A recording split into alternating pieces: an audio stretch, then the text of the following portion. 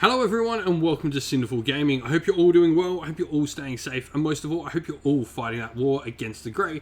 Today's video, we're bringing you a little bit of Warhammer 40k news with a range rotation coming. Now, this is what it is and what it means for you. So, Warhammer 40k range is huge, really huge, just as you might expect from a game with such grand setting. In fact, so big that we can't keep everything in stock at all times, which means that certain units will become part of a rotating range.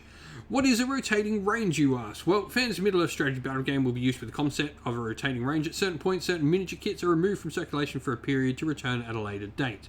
The rotated models remain fully legal in all forms of play, narrative, matched, and open, and will give you a heads up before any models are rotated, so you'll likely have an opportunity to complete your collection if you wish so. The first models to cycle out of the range are Space Marine named characters and units. These are generally classic kits that have been around for quite a while and earn themselves a little rest. So we can see here like Darnaf Lysander, Cabulo, Company Master, Captain Tycho, Cassius, Talion, Kronos. Now, what surprises me though is this one here, the Blood Angels Captain, along with Watch Captain Artemis here. They are two recently made plastic kits. They're not old, they're late 7th edition for the Death Watch one. And I'm pretty sure the Terminator is late 6th or early 7th. So they're not particularly old, they're plastic kits, they hold up fine. For me, rotating range is a big thing because they sort of don't allude to it here, but some of the stuff in Middle-earth has been out of stock and only just coming back in, and has been so for like 10 plus years. I don't think we're going to see a lot of these characters or these models come back. I think, honestly, we are maybe seeing the death of old Marines here. They say rotating range and they'll come back at some point, but I don't think that's what we're going to see. I think maybe we'll see some made orders of some classic miniatures that people really like, but I think for the most part we're going to see these guys upgraded to Primaris, and I think we're just going to see a bunch of stuff added to the Primaris range. I think this is what we're going to see. Now, I will say, I don't think the death of old Marines is coming just yet. However, I think the fact that they're having production issues with miniatures they want to sell, they don't really want to sell these old miniatures. I think they're choosing to retire some old miniatures early to make room for new sculpts and new stuff. A lot of these are metal, and they've just said that metal models are going up in cost. So this isn't something that I'm surprised by at all to see disappearing with like the up cost. They're obviously thinking, well, we're not going to sell these models anymore because people aren't going to buy them because we have to up the cost of them. Whatever you think of the price increase, leave that aside. But for me, I think we're going to see a lot of these characters Primaris over the course of the next few years, and I think we're generally going to see Space Marines Primaris entirely, and I think we will eventually see the death of the old Marines. I don't think we're going to be in a world where old Marines and Primaris Marines exist probably within, I would say, within the next 5, maybe like a little bit longer. Between 5 and 10 years, I think we'll see old Marines completely gone from Games Workshop, and it'll just be Primaris Marines.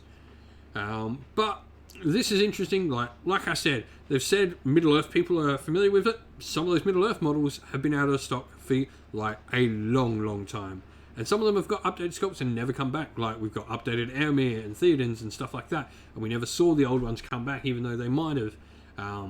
So I think there's every chance that some of these might come back, but a lot of them will just be updated, Primaris, and that's what we'll get for them instead. So, what are your thoughts on this? Do you think this is the end for old Marines? The two plastic characters here is really surprising to me that the plastic ones are disappearing. So, I'd be really surprised. I don't think they'll remain legal in match play for all too long. If I'm brutally honest, I think a lot of people will simply get rid of them out of match play because, not being able to get a model to use in match play is definitely not cool.